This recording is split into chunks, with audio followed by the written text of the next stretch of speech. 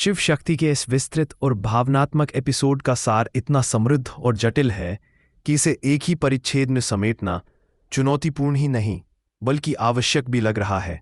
यह कथा महादेव, देवी पार्वती, कार्तिकेय और देवसेना के इर्द गिर्द बुनी हुई भावनाओं, कर्तव्यों और युद्ध की उलझनों को सामने लाती है और उसके साथ अनेक अन्य देवों, असुरों और शक्तियों के उठते बैठते संघर्षों और भावनात्मक दावों को भी समेटे हुए है। कहानी की धुरी देवसेना का अपहरण है, जो अचानक असुरों के षड्यंत्र का शिकार बन जाती है और उसी क्षण इंद्रदेव दहाड़कर महादेव के पास मदद के लिए पहुंचते हैं। देवी पार्वती का हृदय अशांत हो उठता है, क्योंकि वे जानती हैं कि देवसेना इंद्रदेव की प्रिय पुत्री है और उसका किसी प्रकार का ह्रास पूरे स्वर्ग के लिए संकट लेकर आएगा। महादेव शांत रहते हुए भी पारिवारिक दायित्व और धर्म के विवेक के साथ निर्णय लेते हैं, परंतु वे अवगत होते हैं कि केवल शक्तियों का प्रयोग ही समस्या का समाधान नहीं कर सकता, न कि हमेशा।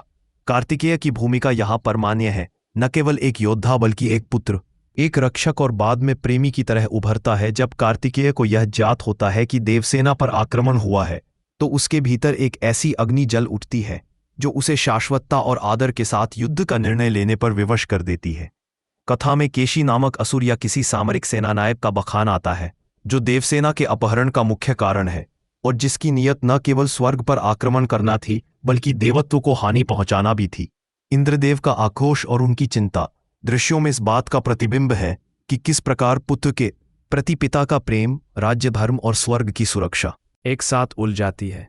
देवी पार्वती का भावनात्मक दायित्व और महादेव का तर्कसंगत विवेक दोनों मिलकर वह आधार निर्मित करते हैं जिस पर कार्तिकेय आगे बढ़ते हैं। कहानी का युद्ध मैदान विस्तृत और भव्य है, जहां असुर और देवों की सेनाएं टकराती हैं, लेकिन मुख्य पात्र का आंतरिक संघर्ष भी उतना ही निर्णायक होता है।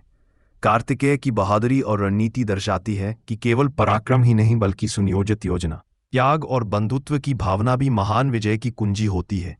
देवसेना की आत्मसमर्पणता और साहस इस कड़ी में केवल एक पारंपरिक दास्य नहीं दिखाता बल्कि एक सक्रिय योद्धा और सशक्त नायिका का रूप रेखांकित करता है। कथा में व्याप्त भावनात्मक द्वंद्व, जैसे कि पिता का गर्व और चिंता, माता का करुणामय आक्रोश, पुत्र का धर्मबोध और यौवन का रोमांच, सब कुछ एक साथ मोड़ लेता है। और महादेव तथा देवी पार्वती की पारिवारिक चर्चा में विवाह का प्रस्ताव भी आता है और देवसेना तथा कार्तिकेय के बंधन के संदर्भ में देवता यह निर्णय लेते हैं कि धर्म के अनुसार यदि वचन दिया गया है तो उसे पूरा करना ही पड़ेगा। इंद्रदेव की शपथ कि देवसेना का विवाह उसी योद्धा से होगा जिसने उसे बचाया, कथा में एक नाटकीय मोड़ बनती है और इस स्वप्न को साकार करने हेतु महादेव और देवगण मिलकर भव्य प्रस्ताव और तैयारी बताते हैं। कथा में पितृत्व और मातृत्व के आदर्श दृश्य मिलते हैं, जहां एक ओर इंद्र की दृढ़ता और जिम्मेदारी दिखती है और दूसरी ओर देवी पार्वती की करुणा और समर्पण का भाव पर्वत, आसमान और रणभूमि में टकराते युद्ध के बीच प्रेम की एक नाजुक पड़ी उभरती है। कार्तिकेय और देवसेना का रिश्ता, जिसे केवल बाह्य विजय से नहीं बल्कि आंतरिक विश्वास और समझ से पल्लवित होना है। उसी समय कथा में अन्य उपकथाएं भी चलती हैं। दारुका, काली, शनि और अन्य असुर तत्वों के संदर्भ आते हैं, जो इस बड़े ब्रह्मांडीय संघर्ष में कई दृष्टिकोण और नैतिक प्रश्न उपस्थापित करते हैं। दारुका और कली के अलग अलग उद्देश्यों ने यह दिखलाया कि शक्ति किस तरह विनाश की ओर ढाल सकती है यदि वह संतुलन और मर्यादा से हट जाए। शनि और नारायण जैसे देवों की उपस्थिति यह सुनिश्चित करती है कि कर्म, प्रतिफल और न्याय की परिकल्पना इस गाथा के केंद्र में बनी रहे। रचनात्मक दृश्यावलियां, जहां देवगण, असुर और मानव हृदय के संघर्ष का सजीव चित्रण करते हैं, पाठक या दर्शक की संवेदनशीलता पर आघात करते हैं और फिर उसे सत्ता, प्रेम और त्याग के मूल्यों पर विचार करने को बाध्य करते हैं। अंततः कार्तिकेय का विजयगान केवल शौर्य नहीं बल्कि परिपक्वता का प्रतीक बनकर उभरता है। उसका निर्णय कि देवसेना की रक्षा करना केवल एक युद्ध नहीं बल्कि परस्पर विश्वास और दायित्व की स्वीकृति भी है। देवसेना का साहस और स्वतंत्र इच्छा स्पष्ट करती है कि वह केवल एक पुरस्कार या वरदान के रूप में विवाह स्वीकार नहीं करेगी, बल्कि वह अपने आत्मानुभव और सम्मान पर टिके हुए निर्णयों को महत्व देती है। हमें यह भी दिखता है कि असुरों के भीतर भी द्वंद्व, उलझन और कुछ परिस्थितियों में परिवर्तन संभव है। यह कथा पूर्णतया श्याम नहीं और पूर्णतया उज्ज्वल नहीं है। यह मानवीय संवेदना के स्याह रंगों को भी स्वीकार करती है। कार्तिकेय और देवसेना के मिलन का प्रस्ताव महादेव, इंद्रदेव और सभी देवताओं के बीच एक सामाजिक और आध्यात्मिक समझौते का प्रतीक बनता है। यह संकेत करता है कि युद्ध के पश्चात सह अस्तित्व और मेल का मार्ग भी संभव है, किंतु कथा चेतावनी भी देती है कि यह मेल केवल शक्ति के प्रदर्शन से नहीं बल्कि आपसी सम्मान, निष्ठा और पुरानी कड़वाहटों के निवारण से ही संभव है। कहानी के कई दृश्य प्रेम, त्याग, पराक्रम और दार्शनिक विमर्शों के कारण मनोवैज्ञानिक ढंग से गहरे अभिरुचि पैदा करते हैं और दर्शक को सोचने पर मजबूर कर देते हैं कि शक्ति कब भक्ति में बदलती है और भक्ति कब अहंकार में। यही प्रश्न बार बार उठता है। आगे के दृश्यों में निर्देशनात्मक रूप से दिखाया गया है कि कैसे कैलाश की तैयारी, पुष्प प्रशस्ति, नंदी और गणेश की सज्जा, विश्वकर्मा की शिल्पकारी और देवगणों का उत्साह इस विवाह समारोह की गंभीरता और गौरव को बढ़ाते हैं। गणेश की वीणा की मधुरता, नंदी का समर्पण और कार्तिकेय के भीतर उठते विनम्रता भाव, इन सब का विवेचन करते हुए कथा हमें यह भी सिखाती है कि विजय के बाद भी जिम्मेदारी सबसे बड़ा पाठ होती है। महादेव की भूमिका एक पितृकुल के संरक्षक के रूप में और एक ईश्वर के रूप में मिश्रित रहती है। वे न केवल युद्ध की नीति बनाते हैं बल्कि मानवीय भावनाओं का भी समुचित वजन करते हैं।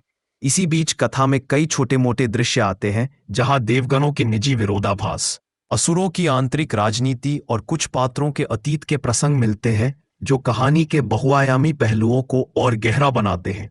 उदाहरण के लिए असुर माता अदिति और कली के सम्मिलित कुटिल प्रयास यह दर्शाते हैं कि किस तरह पुराने वैर और नए अवसर मिलकर बड़े राजनीतिक खेल रच देते हैं, और फिर इससे सर्वाधिक आघात वही समझदार हृदय सहता है जो प्रेम और धर्म की मर्यादा समझता है।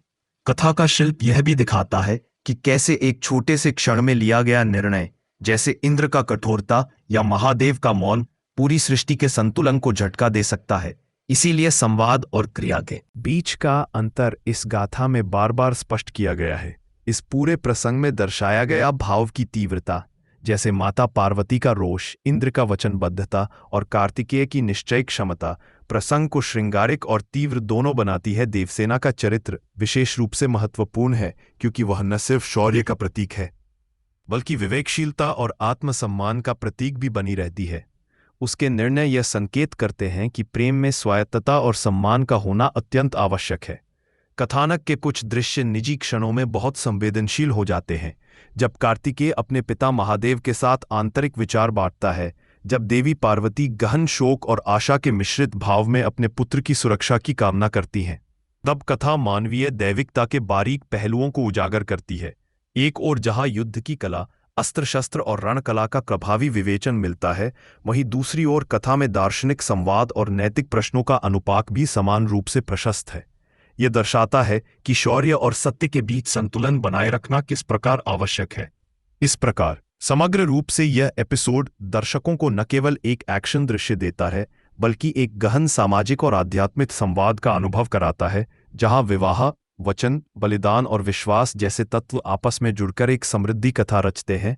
आगामी प्रसंग उसी संतुलन, दायित्व और न्याय की दुहाई देते रहेंगे और दर्शक यह समझते हैं कि प्रेम और धर्म के पथ पर चलने वाला व्यक्ति, चाहे वह देव हो या मनुष्य, समायोजन और त्याग के द्वारा ही सच्ची विजय प्राप्त कर सकता है।